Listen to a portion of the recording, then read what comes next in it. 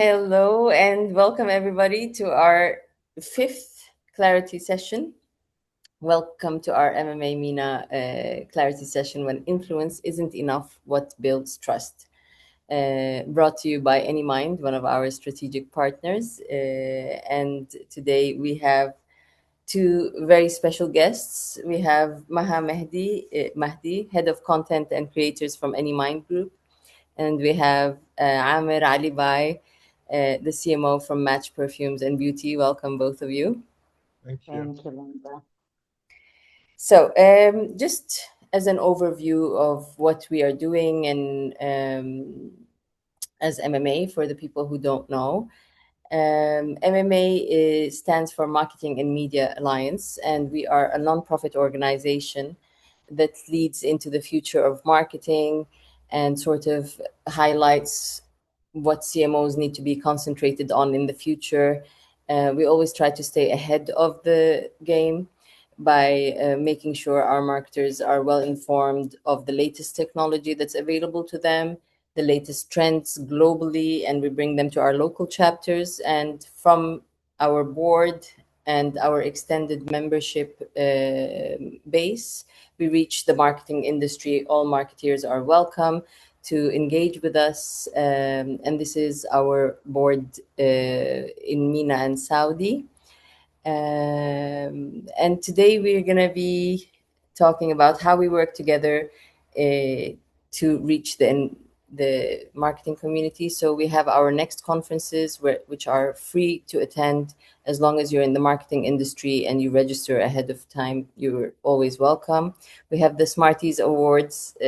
So those are our little token to the industry to reward great work, especially when it comes to using technology in marketing.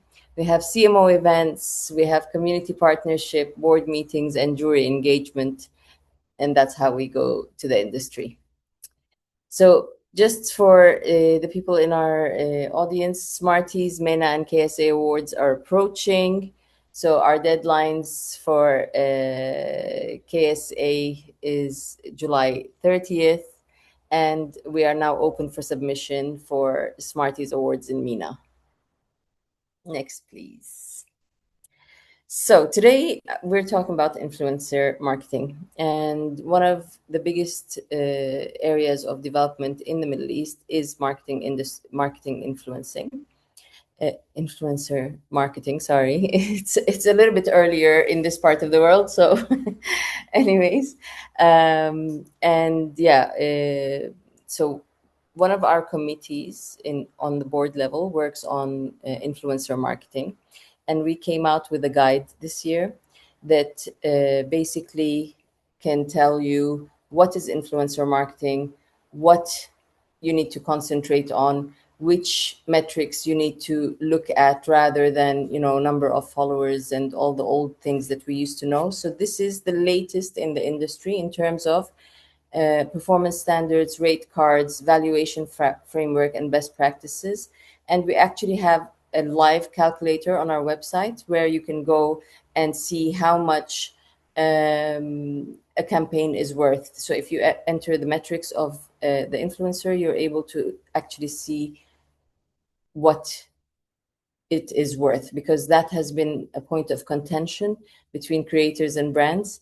And because it's a human service, it's very opinion based, and we try to create science behind that opinion so that the marketeers are able to and the agencies and the influencers themselves are able to give better measurements on what is happening. So please do visit our website. Do we have a QR code? Yes, we have a QR code. Screenshot it, visit at your own peril, go through the guide. If you have any comments about it, any extra input you'd like to add, please send it to us at info@mmaglobal.com, and we will be adding that information to us. And let's kick off today. So when influence isn't enough, what builds trust? I think I'm in Cannes at the festival, the Cannes Lions Festival, and in every conversation we're having today and yesterday and the day before, the word trust has become the biggest keyword, probably due to the situation and the conflicts that happened. Trust became more important, but because the whole world is feeling the effects of these decisions, geopolitical decisions, or shifts in the industry, trust has become the most highlighted word, I would say, of 2026. So, as expectations evolve, trust has become one of the most valuable elements of marketing. This session will explore how brands, creators, and partners are building credible, effective influencer strategies in a landscape where audiences are much more selective about who they listen to because it has become a decision. The focus is on how trust is earned and how influence will translate into real impact and how partnerships are evolving to stay relevant and effective. So, I guess my opening question, I'll start with Amir. Like, we've spent the last decade talking about attention, and are we entering a decade where attention is abundant but trust is more scarce? Let's say, Listen, I would honestly say so. And speaking of attention and trust, all of us on this panel and all of us viewing this panel are also customers, correct? And not just CMOs or content creators or head of departments. And when I was at Tim Hortons before this role, the brand that caught my attention when it comes to this specific topic was Match. yeah, And it gained my attention and trust. And let me tell you how, because I think it's a classic case study. At Tim Hortons or any other business, if you were to bite into a donut or have a cup of coffee, it'd be very difficult for you to return it yeah, unless it's stale, for example, yeah, right? Or you order a pair of shoes, doesn't fit. In the world of perfumes or makeup, once you typically open a box and apply the makeup or just, touch the knob on the top of the bottle, that's it. It's yeah, sold. yeah, That's when Match launched.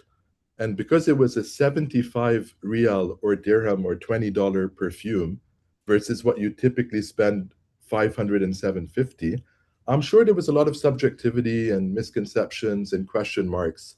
Is this the real thing? Is this good?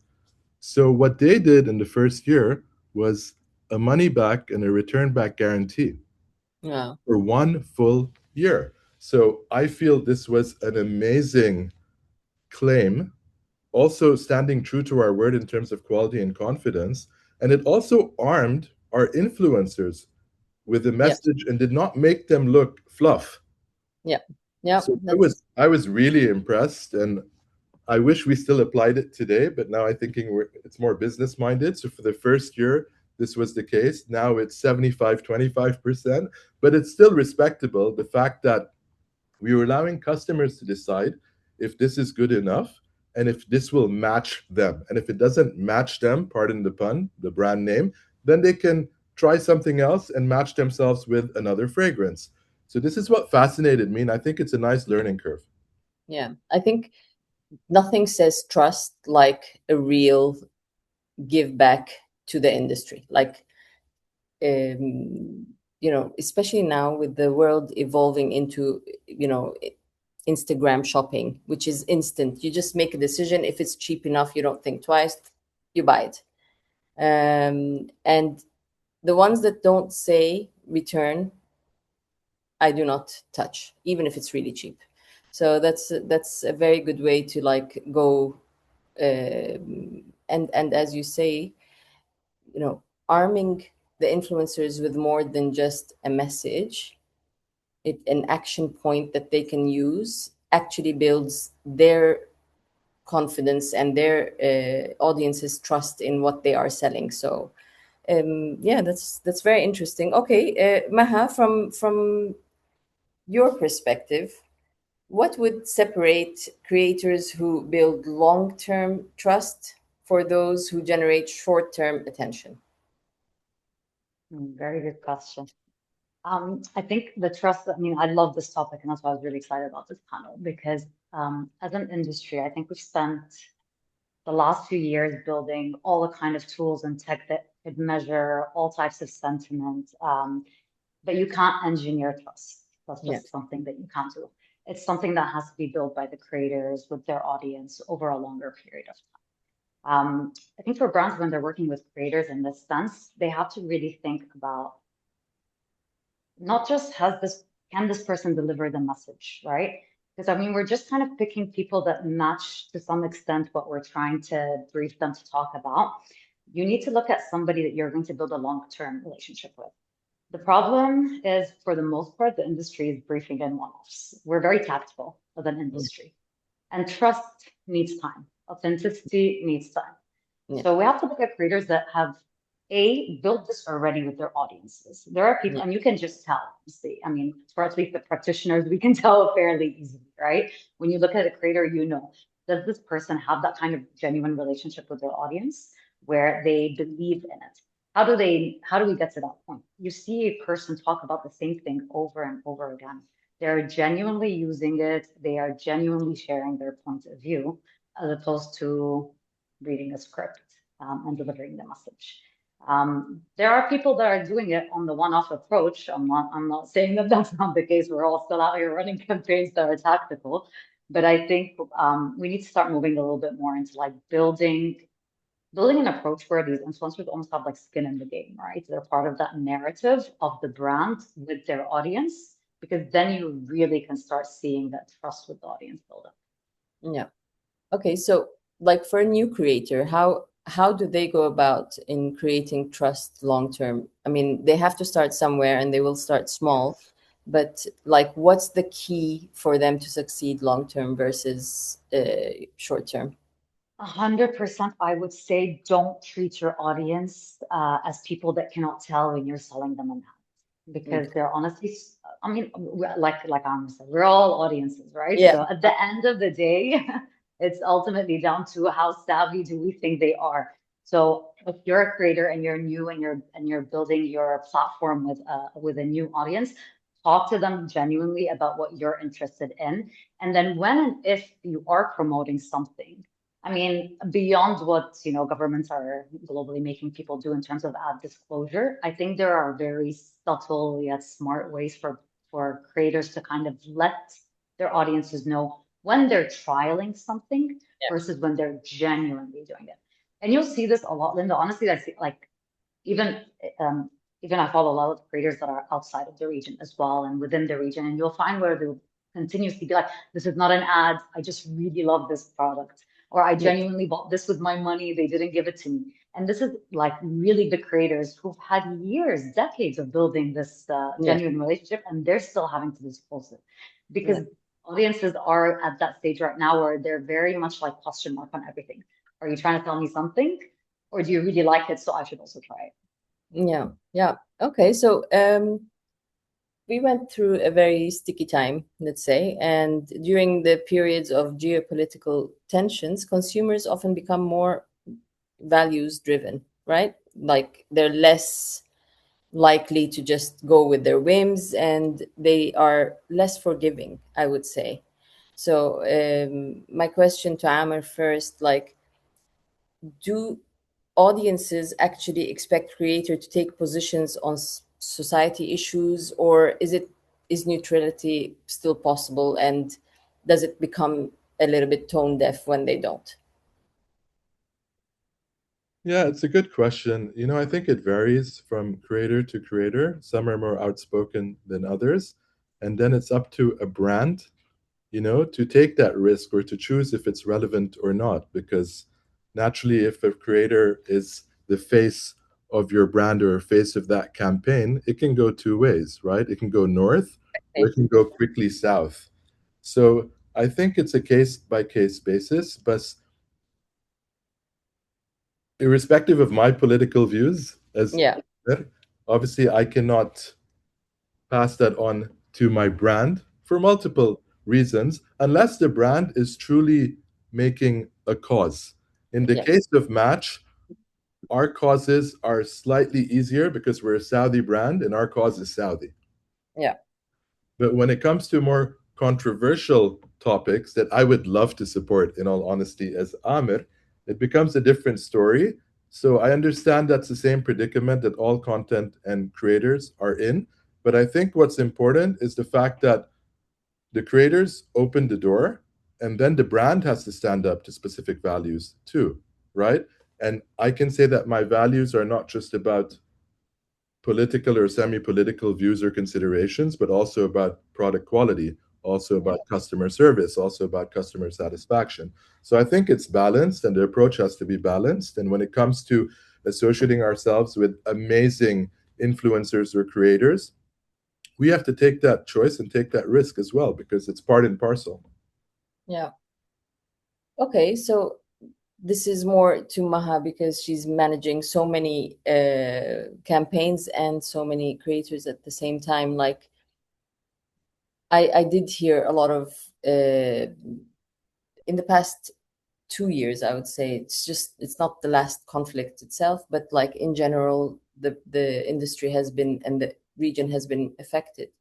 And if a creator is, from Lebanon and they're not talking about what's happening in Lebanon, I don't want them anymore. But they are massive creators that they've been, and this is their livelihood. So what happens to that kind of content, and how are creators expected to stay neutral? Like Amir just said, like sometimes you have to take yourself out of that equation for the sake of your brand, for the sake of the company. There's brand safety, there's rules from the country itself about what you can say and what you cannot say. So how are creators supposed to deal with this? I think it has been a little bit mind-boggling for them as well. It's really difficult and honestly such a good question. It's almost like the damned if they do, damned if they don't. Exactly. Because on the one hand, there is a brand. The brand is their personal brand. I'm not talking about the Yeah. companies that they're partnering Uh, with. yeah. So there is a brand, exactly like Amr as an employee of Match will have personal opinions that, may not match. Yeah. But at the same time, their brand is linked to who they are, and they are just another human. They're just another Yeah. person, right? So on one side, their audience, in a way, expects them to speak up. Yeah. But at the same time, if they speak up to the extent that they want to, brands are less likely to partner with them in the short term because Yeah. when they're looking at, let's say their last 3 months of content to make sure that there's nothing that can be flagged with the legal teams and et cetera and compliance. So it's been a really tough situation. We've heard it from a lot of creators in the industry where they're almost torn. They want to speak up about the cause because it also represents who they are and it represents what A their big part of their perspective on what's authenticity. Yeah. Yeah. Yeah. 100%. So I think the ones that are being really smart about it are the ones approaching it cautiously. So Okay. they are still talking about it. They are not going full-fledged rage against the machine, if you will. But they are sharing that obviously this is impacting me, this is impacting our communities, etc. They're not being, too aggressive in how they are opposing the circumstance, but they're still making sure that their audience knows, like, I care about this, but not in a way that would hinder their business, because ultimately their brand is it. Okay. So I think that's a very good point that we're touching upon. Basically, it's there is a cushion between talking about it yourself and talking about the impact that you feel from it. So impact is a good word for creators probably to lean back on when it 100%. comes to geopolitical situations. Okay. Okay. Cool. And Linda, to be honest, just on that, one debate, and I think everyone still talks about it today, especially in my industry when it comes to fragrance and beauty, is Huda Beauty. Huda Yeah. took a massive Oh stand, my, right? crazy. And maybe a year or 2 years from now, we'll look back and we'll truly be able to decide and judge if there was impact. There's definitely impact, but where that impact led to, So let's see. Yeah, it would be interesting, and it would be interesting to have this conversation with Huda herself, like honestly it would be so we'd love to give her that platform here and get our audiences in on that. But she was very outspoken, and I'm Yeah. sure it affected the brand positively in some cases, negatively in some cases. But as you said, Amir, it's a risk that you decide to take as a brand. It's a risk that she decided to take as a person, and she stood up for everything. Like it was one of the most interesting cases to Mm. look at. Okay, so I think it's definitely going to be a case study that it, will be it will be studied. a case study. let's get Huda on the show next time. So and talk Please. to her directly and see what kind of impact was created there. Okay, so speaking of creators, it's gone from nice to have to a big part of the marketing strategy, marketing budgets. It was fluff. It was considered fluff by the CFO and the CEO. I'd like to know from a brand point of view, Amir, how has that conversation changed? Now we all know that influencers can make or break actually a brand, and it's a big part of our influence in the industry. So, like on a board level, what kind of conversations are being had now about creators and their impact versus 2 to 3 years ago when you were trying to convince the CFO that $1,000 for one creator is going to make a difference? We're living in a very CFO-driven world, not Yeah, my favorite customer or person. I respect all my colleagues, but you're right. Numbers speak a little more loudly today in a boardroom yeah, than was the case, 2 to 3 years ago. But my comeback is the fact that as important as influencers and creators are, there needs to be a fine balance between ROI and brand building. That's the yeah, way I see it, and that's what yeah, I preach when I speak to the board. And yeah. it shouldn't be at the expense of authenticity, it shouldn't be at the expense of creativity, because when it's very numbers and spreadsheet driven, and I know we're living in a data driven world, but you're in Cannes Lion today. I was there last year. And if a CMO is going to base all his or her decisions and Yeah, rationales with the board and the CFO purely based on numbers and spreadsheets, then that's going to limit creativity. That's going to limit connect. And I'm somewhat privileged that I transitioned from being an ad man for 20 years to the client side. So I've yeah, seen both perspectives. So I'm a little more daring in my approach. But I think that these conversations are not easy because when you go to a board, they're saying, how much did you spend and what's your MER, your marketing efficiency ratio? And in my case, it's even more difficult because my MER is purely based on online revenue, not total revenue. If it was total no. revenue, I'd be having 4 bonuses per year and laughing. But in my case, Seriously, you're the first CMO who tells me this. Your KPI is only online. it's only online, and online constitutes 30% of my business. Yes, it may grow by another 3, 4, 5% because we're living in a mobile first world. My product's only $20. So, click of a button and you're good to go. But my MER and my KPIs are purely based on online. So for me, performance is real, real serious. The only advantage when it comes to my industry is that a product or a bundle or a sale will go live first on online because I still have 5 to 7 days to deliver Yeah. versus store. So I have a 5 to 7 day advantage. But just imagine I'm evaluated purely based on online. Okay. And like, would they actually, for your specific situation and campaign, like, would returns take away from your EMRs, or Of course, it? 100%. So what I would claim at the end of a month may change 2 weeks later, and it might not even be my responsibility, right? Because in some It's cases, not. like Ramadan, Eid, and Hajj, I cannot even tell you the amount of orders. We have like 7 orders per minute. So how do you cope with that, to be honest? And naturally, some customers will be frustrated when you're spending 20, 30, 40, $50. You expect it in 48 hours or 24 hours or noon minutes or whatever you call it, right? So Yeah. yeah, that does affect my MER and eventually hits my KPIs. Okay. It's a very interesting side of it. Maha, how about like when like an agency is supposed to bring you back the ROI, and if it's not, like, that it's going to pay off long term, how do you convince the clients that return on investment, because they will have to also report to their CFOs that unpleasant conversation that we all dread in the board meeting, like, this is more gonna give us the effects, you're gonna see the attribution of it later. Like, how do you keep a client believing in the creators that you've suggested? The first thing I say to pretty much all of our client partners is, what is your objective? And then I ask it 3 more times because they need to be convinced with it. Not every campaign can be measured the same. And I think this is a huge problem that we have in the industry.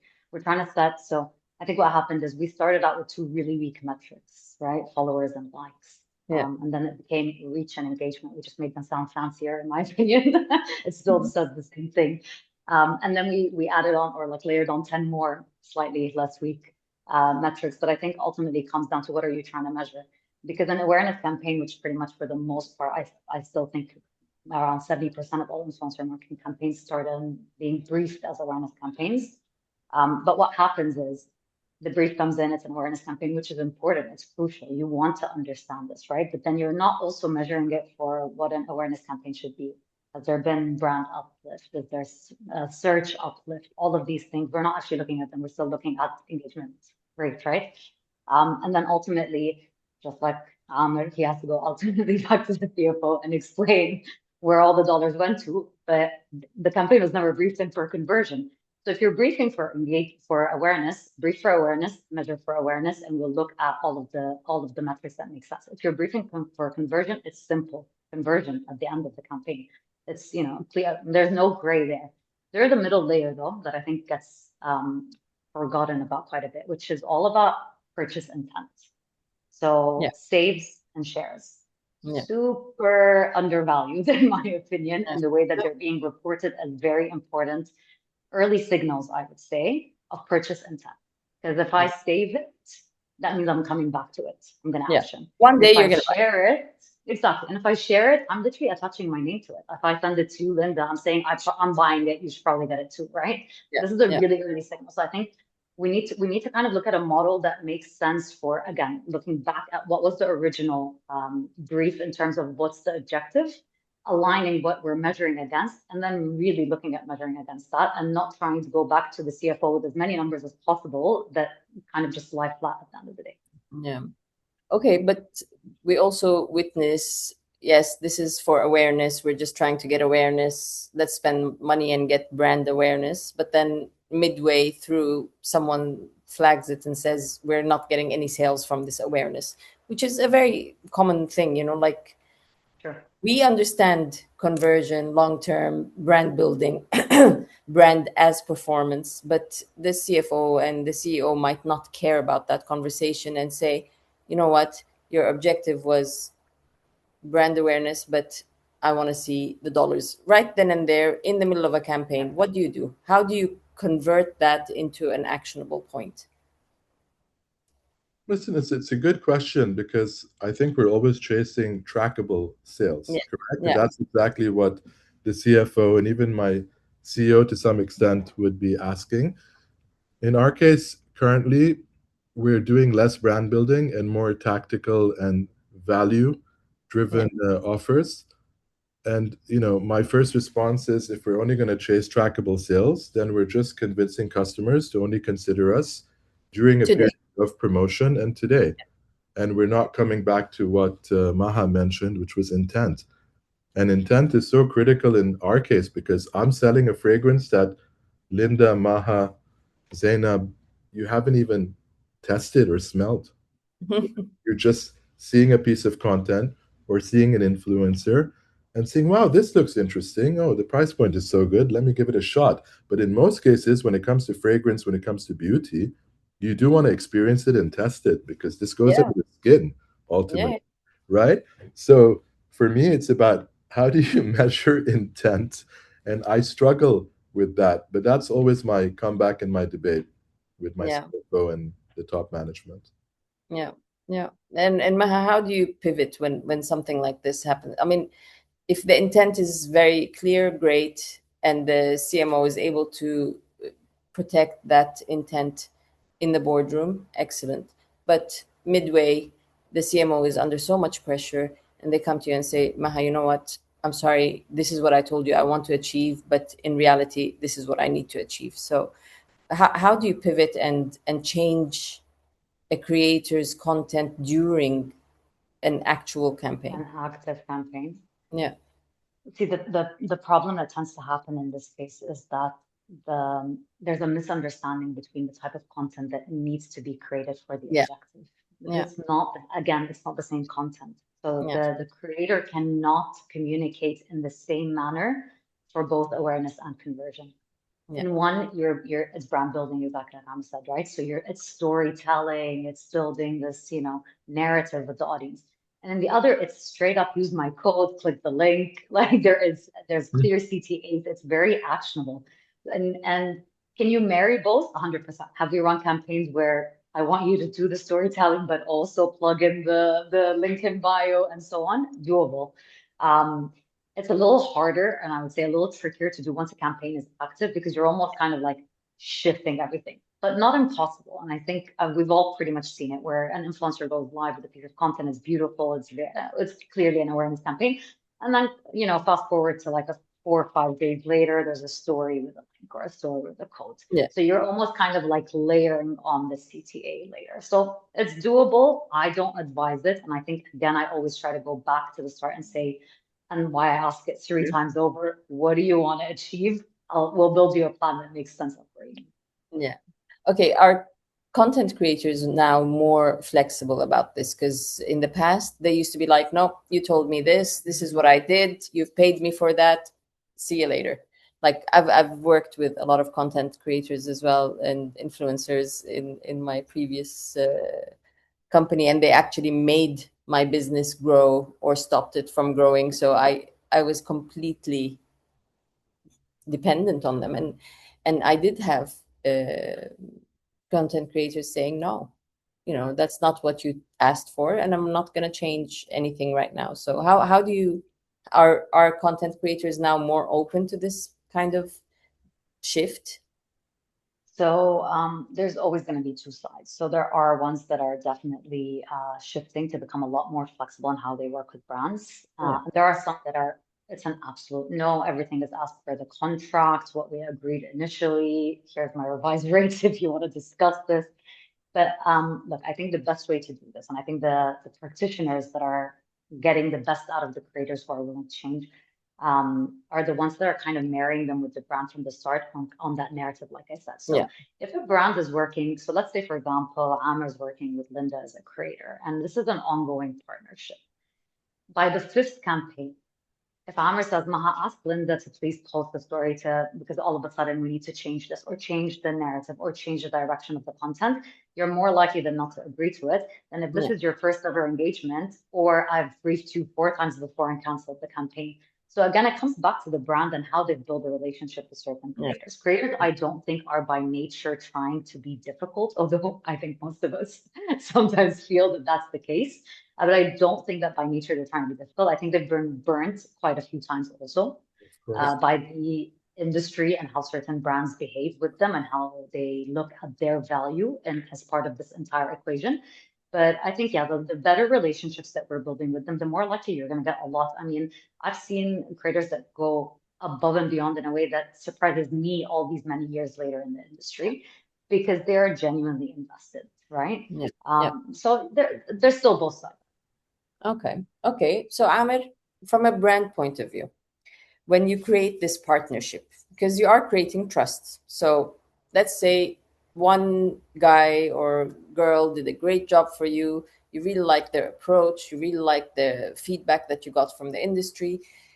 Would like we've seen some brands actually create products based on their partnered influencers. Um, there's advantages and disadvantages. If you can take us through those, like from your experience. So, just building on this question and just also linking it to the conversation right before,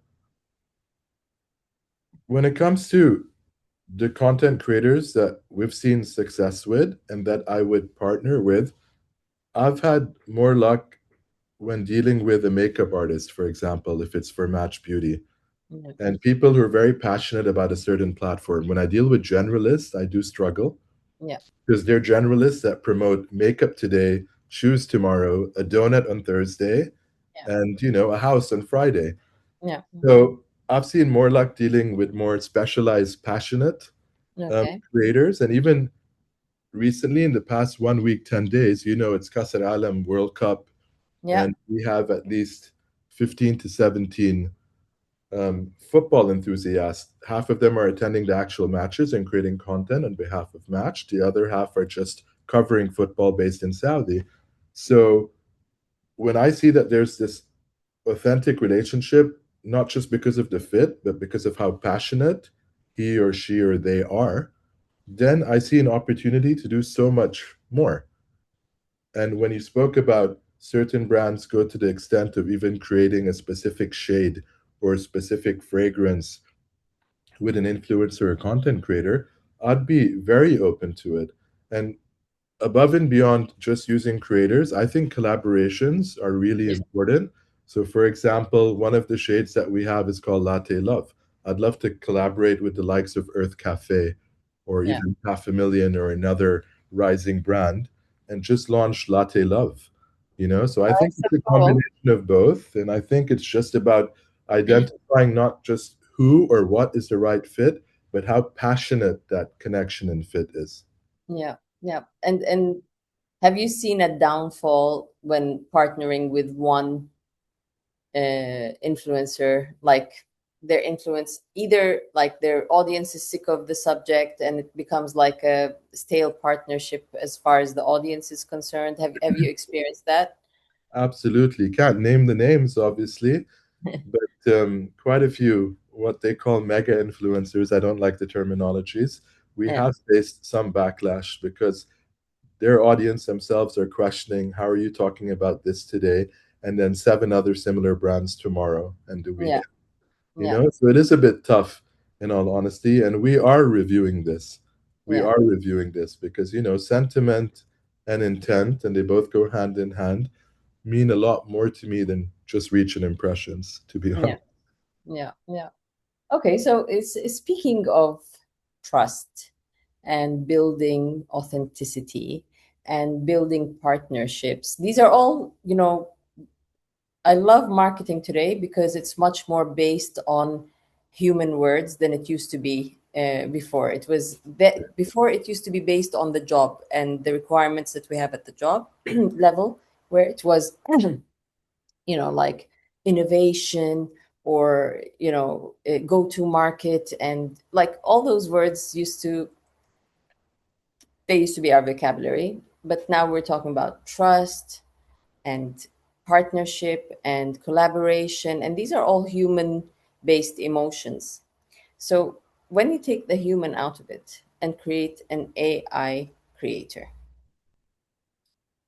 I'd like to know both sides of the story from an influencer agency point of view. What do you do with that? How much do you support it? And how do you build credibility and authenticity through an AI creator? But I know Amir is a little bit a pro for this subject, so I would like to see both sides. Amir, if we can start with you. So, listen, today, most brands and even you have digital content creators are utilizing AI, right? In Yeah, some cases, everything that you see is 100% AI. In some cases, they've created snackable videos or imagery and then they enhance it or improve it with AI. To be honest, when I'm crunched and let's say I don't have enough time to go back with my creative agency partner or wake them up at 2 in the morning, I use AI myself. yeah, I'm very proud of it, to be yeah, very honest, because you got to do what you got to do. But coming back to your question, I would love to have an AI brand ambassador. And as long as the fact that you embrace it, you don't hide it. I would actually call, let's say her name is Maha. I would actually say, this is, Maha AI. I wouldn't hide it. I would actually endorse it. I would embrace it. I would still make sure that the messaging and the actions of he, she, or they would be authentic and relevant. But I'm very proud of where we are with AI. I know it's been a buzzword for many years, and I know a lot of people are questioning it. But if we can use it to our advantage and give it a real voice with real taste, I don't see why not, because audiences, they don't punish AI, they punish being misled. yeah. So as long as they're not being misled and we remain somewhat true to our word and authentic, I'm a fan. Okay. But like, so fragrance especially, and beauty is easier because we used to apply. I don't know if you know this, but like if you go to Mac, they would apply for you on a face, you know, the different colors with your tonage and all of this, and it used to work. So from a beauty point of view, I can get that AI is easy, but and you can build an authentic story through an AI influencer. But something as personal as fragrance, which is personal and it is very human because it creates emotions.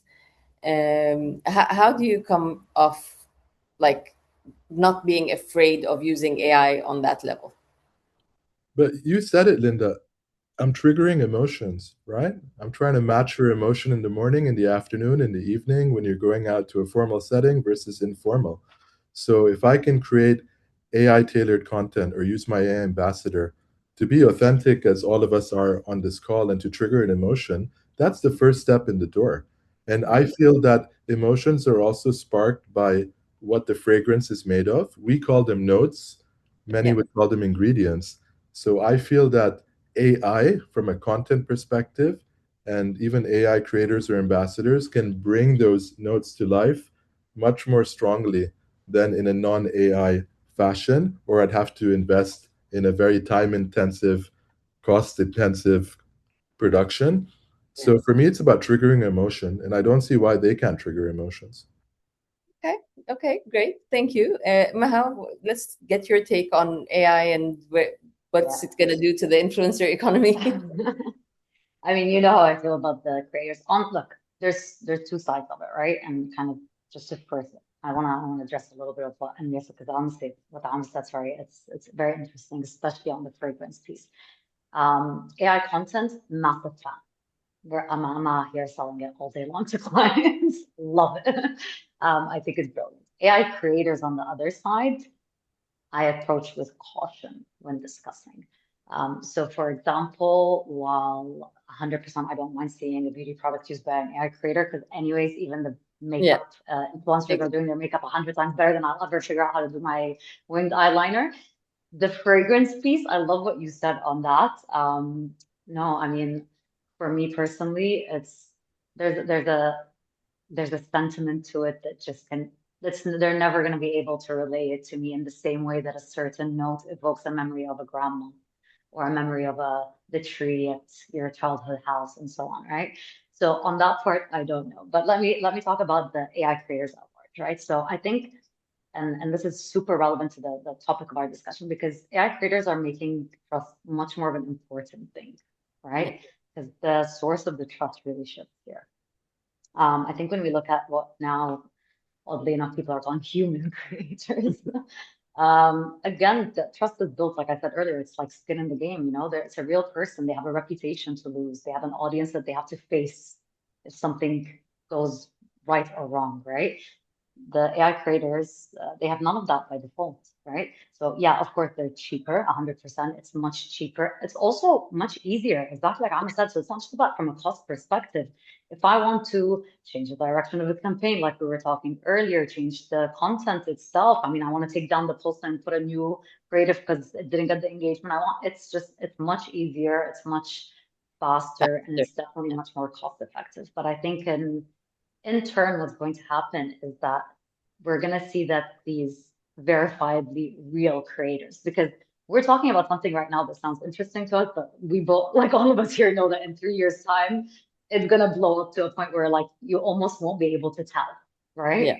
yeah, So I think the value of these real creators is going to go up. And I think what's going to happen most likely, I was thinking about this the other day. I think what's going to happen is that the industry is probably going to respond in the same way that it always does, which we're just going to create like verification badges. So now, yeah. as a real creator, you're going to have a badge that says that you're verified as authentically real. Um, I think I think though ultimately the real signal is going to be a creator whose audience trusts them because they've earned it, right? Yeah, They've earned yeah, it over time. It's not because a platform batch says that so, or it's not because they seem to be able to evoke certain emotions better than the AI creator. Because the influx is coming. 100%. I mean, a lot of brands have tested it out. We've seen it, whether a brand has created a brand ambassador, similar to how Amr wants to approach it, right? Which I think is brilliant. It's probably better than going to engage with someone else's AI character, if you will. Yeah. I think it's best to create your own IP as a brand, test it out with that. Maybe later, as this AI revolution of creators takes off, then you can start engaging the ones that are managed by others. I will forever be an advocate of the creators that are human. Okay, but coming back to that, as you said, we're going to be starting to see AI versus human, and you're going to have to verify that you're human, just like Amir was saying. Like, as long as you're transparent about who you are, audience are a bit more forgiving.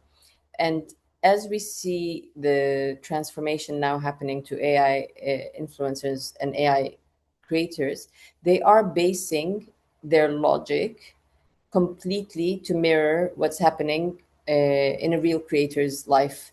So, will they be able to get authentic with time? Will they be able to have values and sort of stand for their values with time? I think time Amr, will you want tell. to take It's a this? good question. It's a good question in all honesty, as in, given everything is fairly new and fairly dynamic and fast, I can't give you a definite answer today. But if we spoke 6 months from now or a year from now, I'm sure time will tell because everyone has to adapt. Just like brands are adapting, creators are adapting, all of us as individuals and human beings and customers are also adapting, right? And using AI in some way or form. So I think time will tell, and it won't be a long time with everything that's happening at tremendous speed. So I think the next conversation we have in 6 months to 1 year would be a better place to answer this from my Okay. perspective. So we revisit this question long term, you're saying. 100%. So session Short, number two medium, for this short, panel. medium term. Yes. Okay. Okay, Amir, if you were to give some advice now to a CMO or to an agency head that is working and reassessing their influencer strategy in light of changing consumer expectations, what would your one solid advice be? So I think influence is it's I think we all have to understand and see as CMOs and beyond that influence is moving off public feeds and going into private rooms and group chats and broadcast channels and discussions amongst close friends and communities. So that post that you can measure currently is just the tip of the iceberg, right? The real recommendation, especially when it comes to my business, is if a customer or friend is actually forwarding, sharing something and saying, you know what, this is awesome. You got to try it. Or, this is so cool. Check it out.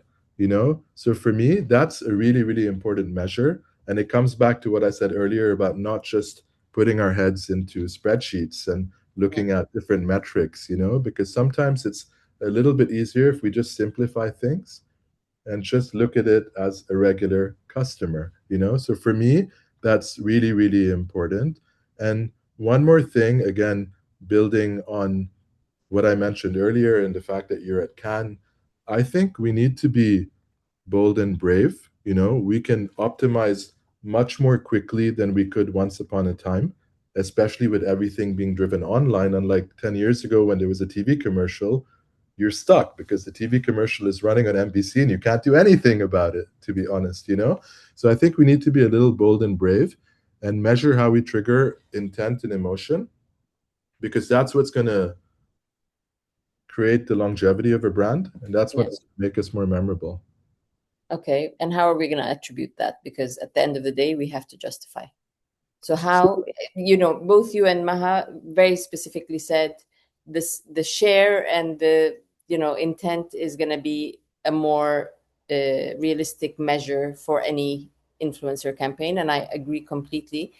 And I would love to know, like, how are we going to present that one day in a boardroom? We saw the shares, and one day this is going to be a sale. But when Ahmed comes in and we have no record of Ahmed ever coming in before that, can we attribute Ahmed to, he got the recommendation, the word of mouth, the share? So this is exactly what I'm currently working on because I myself want to find this eureka moment, right? Where I can be in a room and talk about the full journey. to be honest. So I'm currently working with a research agency to Okay. create something beyond just, brand buzz index, because we have a brand buzz index, but the brand buzz index just talks about if your brand is being loved, and you try and link it to a campaign and then try and find a way to rationalize that because your brand was loved in the month of July, it's because of the performance of the campaign in the month of June. So we're trying to figure out this framework, again, using AI tools as well to our advantage, to try and honestly understand the attribution, full cycle, full journey, because Mm. that's exactly what's going to convince someone moving forward. Otherwise, everything will remain somewhat subjective. Okay. Okay. So we are definitely interested in that framework if it comes out. So please do share it with us. You'll be Uh, the first to hear it. and Maha, like, do you already have something in place that you can attribute uh, that kind of conversion, or are you also in research mode? Yeah, we're actually working with a couple of partners right now, client partners, on the same exact thing, because I think we've all reached a point collectively as an industry where there's a missing link, right? So, like I said, we're able to prove certain sales that generated through direct links and codes and so on. We're not able to actually score influencers yet as an industry when it comes to that final ROI, and especially on the part of like driving intent as well. So I think stay tuned. But there's a lot more that's going to be coming out this year. But it's what everybody's looking for at the Yeah. moment, and I'm glad Amr said it and that they're looking at the same angle, because I think beyond let's measure it for awareness, let's measure it for conversion. There's definitely a place in the middle where we're not really looking at what this creator has done for the brand at large, right? And I'm not talking just about linked to a specific campaign, but in general. So it goes back to what I said about work with them long enough to have an impact. Yeah. Because only then will we be really able to actually score creators and how valuable they are to a brand, and also be able to then put them in categories of what value do they bring. Do I use them when I want to drive certain messaging? Do I use them when I know everyone will click the link? Yeah. Okay. So parting words for our audiences today and beyond. Influencer marketing. uh, I'm asking you to finish that sentence, whatever it is that is really your take on influencer marketing. In my case, I'll speak to you first. if I need to complete the sentence, I think we really need to create loyalty beyond influencers. Yeah, Influencers are a vehicle, and I don't mean to degrade an influencer or a content creator by using that attribute or that description, but I think we need to work on how do we create loyalty beyond influencers. love that. Maha. Um, it's a really good one. I think we need to remember that this all started off. Um, I'm going to kind of link it back, honestly, to the topic of this discussion when it comes to the authenticity and the trust. I think we need to remember that when this started off, it was far more collaborative Yeah, and far more trusting of creators' instincts of how to speak to their audiences. yeah, We've come such a long way as an industry. We've, professionalized it in so many ways, commoditized influencers in many ways as media buy. Maybe we need to go back slightly to roots, in my opinion, to go back to where influencer marketing is a collaborative effort between a brand and a creator to genuinely appeal to a consumer, which is ultimately both of their audience. so less business model. Potentially, I mean, we're all out here building new metrics and new tools and new frameworks, but maybe we just need to really rely on the relationship these creators have built with their audiences. They followed them for a reason and they knew how to communicate to them. Let's go back slightly to less scripted briefs and a little bit more gut instinct of a creator knowing what their audience wants to hear. Okay, okay. So I have also my parting words, which influencer marketing is basically the new word of mouth. And the like it is word of mouth is the oldest standing marketing you know uh, format, and influencer marketing has now become word of mouth, and no one has ever been able to actually attribute word of mouth or create a metric for it. But as much as we can, we'd love to bring the science to a human predicament, let's say. But yeah, I agree with both what you guys said. And I don't know if we will have enough time for any questions from the audience. There is one message which I will read. Um, we know influencers drive awareness and voice of credibility. I have personally worked on multi-million dollar brands where we have seen influencers build businesses awareness and trial. Absolutely. I mean, we're all witnessed that. Any questions to the attendees? If anyone would like to put in a question to the chat? No? Did we answer all your questions? Great. So I'd love to thank Amir and Maha. I've really enjoyed both these conversations. We've had a chemistry call before this and this main panel, and I thank you so much for your input and for everything you brought to our stage today. Thank you. Thank you Thank, so much. thanks. Thank Lovely you. connecting. Take care. Bye bye. Take care. Have a good day. Bye. You too. Bye.